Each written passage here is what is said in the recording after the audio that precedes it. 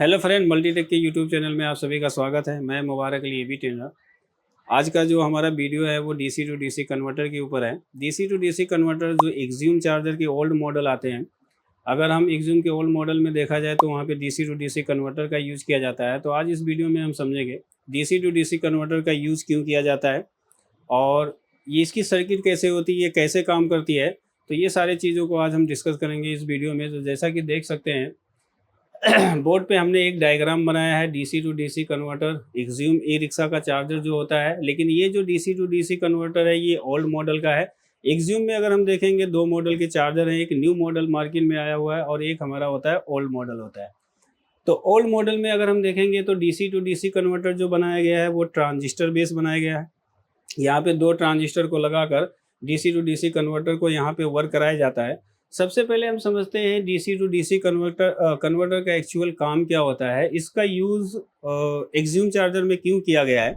तो अगर हम चार्जर की बात करें तो जो चार्जर अगर मार्केट में देखा जाए तो तीन तरीके से अवेलेबल है। तीन तरीके का मतलब ये होता है कि जैसे कि अगर एक्सियूम चार्जर की हम बात करें तो एक्सियूम चार्जर में जो ओल्ड मॉडल होता है, अगर इसमें हम देखेंगे तो विदाउट बैटरी के कोई भी आउटपुट वोल्टेज हमें देखने को नहीं मिलता है। यानी सबसे पहले हमें क्या करना होता है कि जो एक्सियूम चार्जर होता है उसमें सबसे पहले हमें डीसी टू डीसी कन्वर्टर को एक्टिव करना होगा। जब तक DC to DC converter active नहीं होगा, जब तक उस चार्जर में हम कोई भी आउटपुट सप्लाई नहीं ले सकते हैं। इसका मतलब ये हुआ कि एक्सियूम के जो ओल्ड मॉडल चार्जर होते हैं, अगर उसमें हमें आउटपुट लेना है यानी बैटरी को चार्ज करने के लिए जो आउटपुट लेना है, तो हमें लोड को कनेक्ट करना होता है, यानी बैटरी को हमें वहाँ पे कनेक्ट करना होगा, तभी हम उससे आउटपुट ले सकते हैं।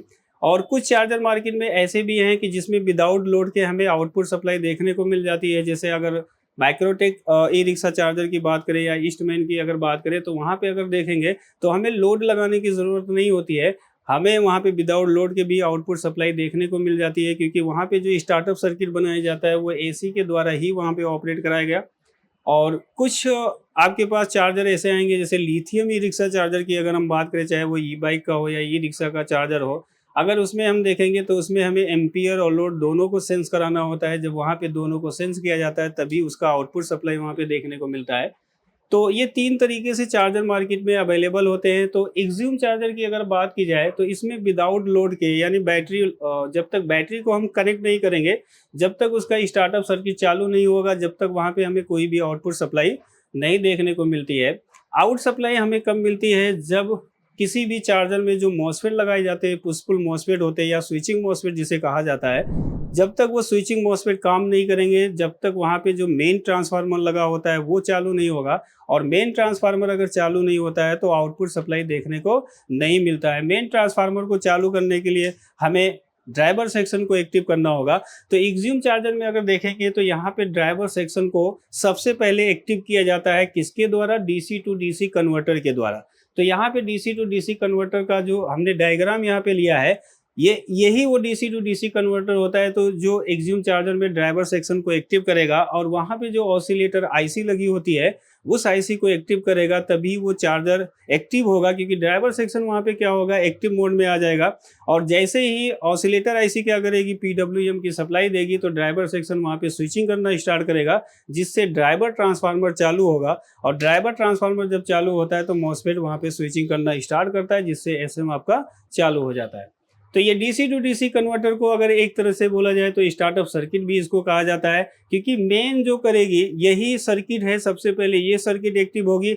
जब तक ये सर्किट एक्टिव नहीं होगी, जब तक एक्सियूम चार्जर हमारा वर्क नहीं करेगा, मतलब कोई भी आउटपुट सप्लाई हमें देखने को नहीं मिलती है। तो इसकी डिटेल से हम समझते हैं, इसका एक्सप्लेनेशन करते हैं कि कैसे डीसी टू डीसी कन्वर्टर काम करता है, कैसे वहाँ पे ड्राइवर ट्रांजिस्टर को एक्टिव किया जाता है या ड्राइवर सेक्शन को एक्टिव किया जाता है। 3525 जो ऑसिलेटर आईसी लगी होती है उसको कैसे एक्टिव किया जाता है, और यहाँ पे कौन कौन से वोल्टेज बनाए जाते हैं, इसके बारे में पूरी डिटेल से हम समझते हैं।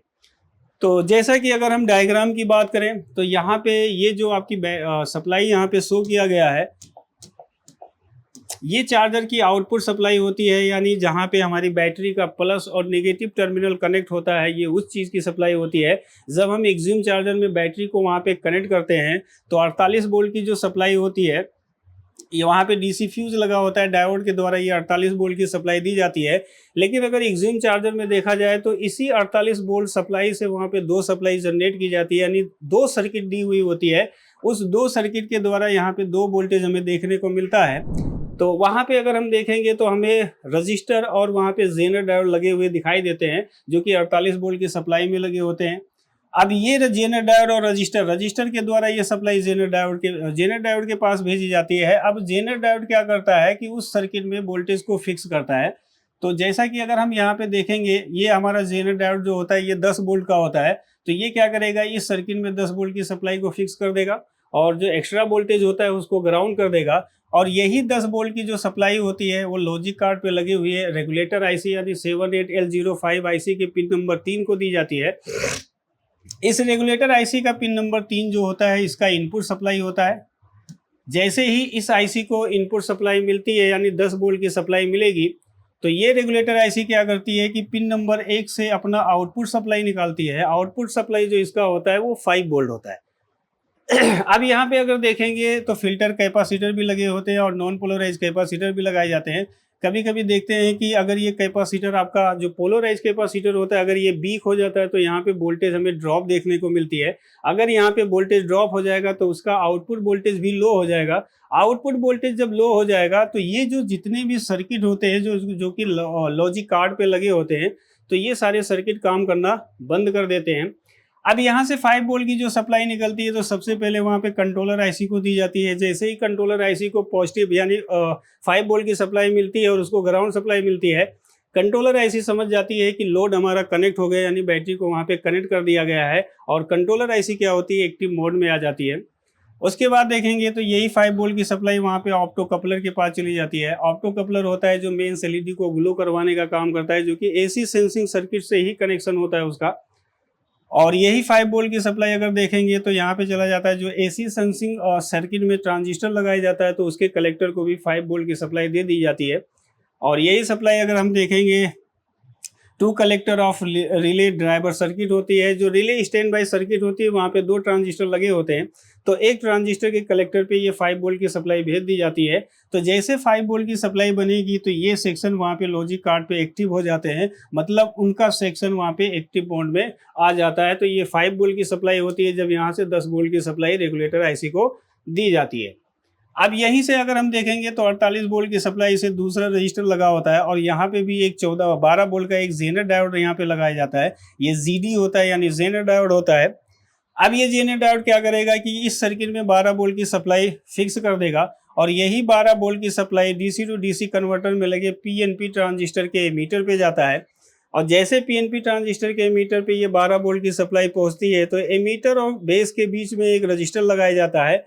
तो ये रजिस्टर क्या करेगा कि कुछ वोल्टेज को इस ट्रांजिस्टर के बेस पे पास कर देगा, जैसे कि यहाँ पे 11.8 वोल्ट के करीब वोल्टेज हमें देखने को मिलेगा। अब इस पीएनपी ट्रांजिस्टर का बेस हाई हो जाता है और इसी के बेस की सप्लाई में अगर देखेंगे तो एक रजिस्टर लगा होता है। इस रजिस्टर का दूसरा टर्मिनल एनपीएन ट्रांजिस्टर के कलेक्टर से जुड़ा होता है और एनपीएन ट्रांजिस्टर का जो एमीटर होता है वो ग्राउंड होता है। अब ये ट्रांजिस्टर को इनपुट सप्लाई मिल जाती है। अब ये ट्रांजिस्टर काम कैसे करेगा, अब इस ट्रांजिस्टर को काम करने के लिए, क्योंकि हमें एमीटर की वोल्टेज कलेक्टर को भेजनी है जिससे यहाँ पे ड्राइवर सेक्शन को एक्टिव किया जा सके, तो सबसे पहले क्या करना होगा, जो एनपीएन ट्रांजिस्टर का बेस है इसको हाई करना होगा और पीएनपी ट्रांजिस्टर के बेस को लो करना होगा। जब तक पीएनपी ट्रांजिस्टर का बेस लो नहीं होगा जब तक ये ट्रांजिस्टर काम नहीं करेगा। वैसे अगर ट्रांजिस्टर की वर्किंग की बात की जाए तो यहाँ पे होता है जब एनपीएन ट्रांजिस्टर का बेस ऑन होता है यानी कुछ पॉजिटिव वोल्टेज दिया जाता है तो ये ट्रांजिस्टर ऑन हो जाएगा और इस पीएनपी ट्रांजिस्टर के बेस पे जब जीरो सिग्नल दिया जाता है या जीरो वोल्टेज दिया जाएगा, नेगेटिव वोल्टेज दिया जाएगा, तो ये पीएनपी ट्रांजिस्टर यहाँ पे काम कर जाएगा। तो इसके लिए क्या करते हैं, इसी 48 वोल्ट की सप्लाई से कुछ रजिस्टर को यहाँ पे लगाकर, ये जीपी होता है यानी जंपर होता है, जंपर के द्वारा ये सप्लाई यहाँ पे एक जेनर डायोड लगा होता है, जेनर डायोड को दिया जाता है और जेनर डायोड का एनोड सिरे में देखेंगे तो एक रजिस्टर लगा होता है और एक रजिस्टर यहाँ पे पैरेलल में लगा होता है, यानी यहाँ पे डिवाइडर सर्किट बनाई जाती है।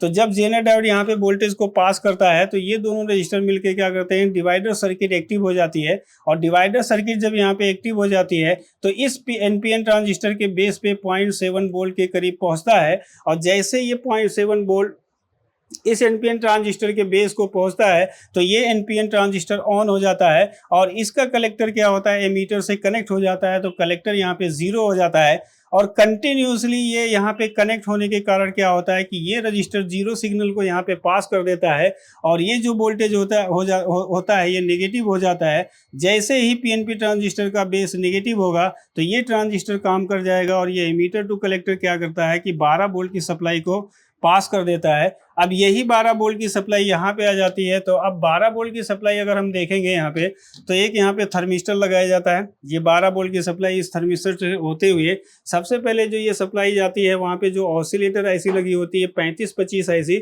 उसके पिन नंबर 13 और 15 को दी जाती है। तो जैसे ही 13 और 15 को बीसीसी सप्लाई वहाँ पे दी जाती है, 12 वोल्ट की सप्लाई दी जाती है, तो ये आईसी क्या होती है वहाँ पे एक्टिव हो जाती है। यही 3525 आईसी होती है जिसको ऑसिलेटर आईसी के नाम से जाना जाता है। ये क्या करती है, यहाँ पे ड्राइवर सेक्शन को चालू करने के लिए पीडब्ल्यूएम की सप्लाई जनरेट करेगी। उसके बाद अगर देखेंगे तो यही 12 वोल्ट की सप्लाई वहाँ पे एससीआर लगा होता है, एससीआर को दी जाती है। एससीआर वहाँ पे कंपोनेंट्स लगाया जाता है, एससीआर को दिया जाता है जो कट ऑफ करने का काम करता है।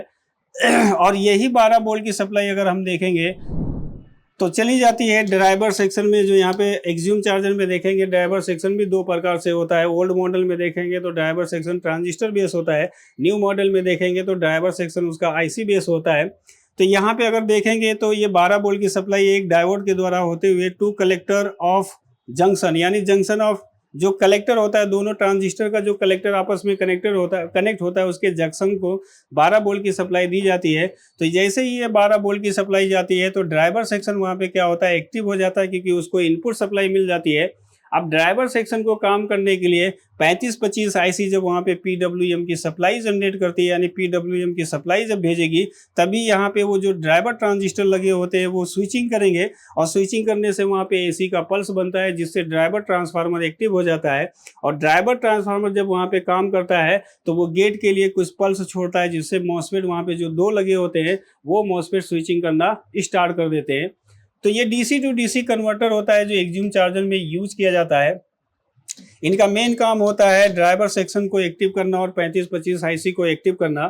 तो एक्सियूम के अगर ओल्ड मॉडल में हम देखेंगे तो उसमें जो डीसी टू डीसी कन्वर्टर बनाया गया है वो ट्रांजिस्टर बेस बनाया गया है। तो इस तरीके से यहाँ पे दोनों ट्रांजिस्टर को लगाकर जो यहाँ पे बैटरी के द्वारा 12 वोल्ट और 10 वोल्ट की सप्लाई बनाई जाती है, 12 वोल्ट की सप्लाई बनाई जाती है, उस 12 वोल्ट की सप्लाई को यहाँ पे ऑसिलेटर आईसी को भेजकर ऑसिलेटर आईसी को एक्टिव किया जाता है और एससीआर को भी एक्टिव किया जाता है और ड्राइवर ट्रांजिस्टर में भी ये सप्लाई भेजकर ड्राइवर ट्रांजिस्टर को भी वहाँ पे एक्टिव कर दिया जाता है। तो एक्सियूम चार्जर में अगर हम देखेंगे जब तक बैटरी हम कनेक्ट नहीं करेंगे, जब तक ये सर्किट एक्टिव नहीं होगा, तो यहाँ पे ये आईसी जो लगी होती है, ये जो सेक्शन होते हैं, ये सेक्शन काम नहीं करते हैं। तो इसीलिए एक्सियूम के ओल्ड मॉडल में अगर हम देखेंगे तो हमें बैटरी लगाकर सबसे पहले डीसी टू डीसी कन्वर्टर को एक्टिव किया जाता है। जब DC to DC converter active हो जाता है तो उसके बाद एसी सप्लाई दी जाती है। जैसे ही एसी सप्लाई दी जाती है तो वहाँ पे 3525 आईसी काम कर जाती है और 3525 आईसी का काम होता है कि ड्राइवर सेक्शन को पीडब्ल्यूएम की सप्लाई देना। तो जब वो पीडब्ल्यूएम की सप्लाई देती है तो वहाँ पे ड्राइवर ट्रांजिस्टर काम कर जाते हैं जिससे ड्राइवर सेक्शन एक्टिव हो जाता है और मॉसफेट के गेट पे स्विचिंग सप्लाई भेजकर मॉसफेट को स्विच कराता है। और जब मॉसफेट वहाँ पे स्विच करते हैं तो मेन ट्रांसफार्मर वहाँ पे चालू हो जाता है। जैसे ही मेन ट्रांसफार्मर चालू होता है तो उसके सेकेंडरी वाइंडिंग से आउटपुट वोल्टेज देखने को मिल जाता है और इस तरीके से सर्किट आपकी पूरी एक्टिव हो जाती है और बैटरी वहाँ पे चार्ज होना स्टार्ट कर देती है। तो ये होता है डीसी टू डीसी कन्वर्टर। एक्सियूम चार्जर में अगर हम देखेंगे तो डीसी टू डीसी कन्वर्टर का यही काम होता है कि जो आउटपुट में 12 वोल्ट की सप्लाई बैटरी के द्वारा बनाई जाती है, उस 12 वोल्ट की सप्लाई को 3525 आईसी तक कैसे पहुंचाया जाता है और ड्राइवर सेक्शन में कैसे 12 वोल्ट की सप्लाई पहुंचाई जाती है, उसी के लिए ये डीसी टू डीसी कन्वर्टर वहाँ पे बनाई जाती है। तो जैसा कि हमने यहाँ पे आपको स्टेप बाय स्टेप बताया है कि एक्सियूम के जो ओल्ड मॉडल के चार्जर होते हैं उसमें डीसी टू डीसी कन्वर्टर का क्या काम होता है और डीसी टू डीसी कन्वर्टर कैसे काम करता है। ठीक है, तो यहाँ पे हमने स्टेप बाय स्टेप इस चीज़ को एक सर्किट डायग्राम के द्वारा हमने यहाँ पे एक्सप्लेन किया। और दूसरी चीज़, अगर डीसी टू डीसी कन्वर्टर काम नहीं करेगा तो आपका ड्राइवर सेक्शन और 3525 आईसी काम नहीं करेगी। चार्जर कभी भी अगर आप देखेंगे एसएम आपका चालू नहीं होगा। अगर एसएम नहीं चालू होगा तो आपको सेकेंडरी में कोई भी वोल्टेज देखने को नहीं मिलेगा। यानी एक तरीके से हम बोल सकते हैं कि आपकी आउटपुट सेक्शन में प्रॉब्लम देखने को मिलेगी क्योंकि आउटपुट नहीं बनेगा तो बैटरी आपकी चार्ज नहीं होगी, ना रिले आपका वर्क करेगा, ना फैन वहाँ पे वर्क करेगा। एसी सप्लाई सप्लाई देते हैं तो 300 प्लस डीसी वोल्ट देखने को मिल जाता है, और वो 300 प्लस डीसी वोल्ट कहाँ पे जाता है, जो स्विचिंग मॉस्फेट लगे होते हैं उसके ड्रेन को चला जाता है, वहाँ पे डीसी वोल्ट की सप्लाई को रोक दिया जाता है। और मेन ट्रांसफार्मर अगर चालू नहीं होगा तो आपकी सेकेंडरी में कोई भी वोल्टेज देखने को नहीं मिलेगा, जिससे कि आपकी चार्जर की अगर हम बात करें तो चार्जर आपका वर्क नहीं करेगा, क्योंकि आउटपुट में ना रिले काम करेगा ना फैन काम करेगा। तो अगर इन सर्किट को यानी मेन एसएम ट्रांसफार्मर को अगर चालू करना होता है तो सबसे पहले एक्सियूम चार्जर में हमें डीसी टू डीसी कन्वर्टर को एक्टिव करना है। जब तक DC to DC converter active नहीं होगा, जब तक 3525 आईसी एक्टिव नहीं होगी और ना ही ड्राइवर सेक्शन वर्क करेगा। तो ये होता है डीसी टू डीसी कन्वर्टर का काम होता है कि एक्सियूम चार्जर में इस तरीके से डीसी टू डीसी कन्वर्टर को लगाकर वहां पर 3525 आईसी और ड्राइवर सेक्शन को वहां पे एक्टिव किया जाता है। जब ये सर्किट एक्टिव हो जाएगा तब जब एसी सप्लाई देते हैं तो मेन ट्रांसफार्मर वहां पे चालू होगा, क्योंकि मेन मॉस्फेट वहां पे स्विचिंग स्टार्ट करेगा, और वहां पे मेन ट्रांसफार्मर जब चालू हो जाएगा तो सेकेंडरी वाइंडिंग से हमें आउटपुट वोल्टेज और वहां पे जो 7812 आईसी के लिए जो वोल्टेज बनाया जाता है वो दोनों वोल्टेज हमें वहां पे देखने को मिल जाते हैं। तो ये था डीसी टू डीसी कन्वर्टर का काम होता है। एक्सियूम चार्जर में देखेंगे तो इस तरीके से डीसी टू डीसी कन्वर्टर को ऑपरेट कराया गया है। तो आज के वीडियो में बस इतना ही। नेक्स्ट वीडियो में मिलते हैं नए टॉपिक के साथ। जब तक के लिए थैंक यू, धन्यवाद।